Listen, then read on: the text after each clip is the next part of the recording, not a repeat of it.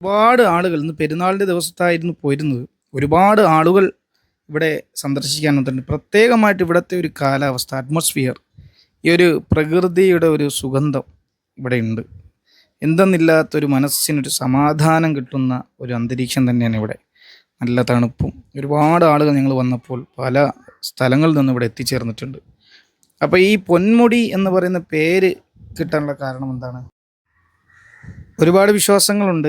കാണിക്കാരായ ആദിവാസികൾ വിശ്വസിക്കുന്നത് ഈ പൊന്മുടി എന്ന് പേര് മലദൈവങ്ങൾ പൊന്നുകൊണ്ട് സൂക്ഷിക്കുന്ന മലയാണ് പൊന്മുടി. അതുകൊണ്ടാണ് ഇതിന് പേര് കിട്ടിയെന്ന് കാരണം എന്നൊരു വിശ്വാസം.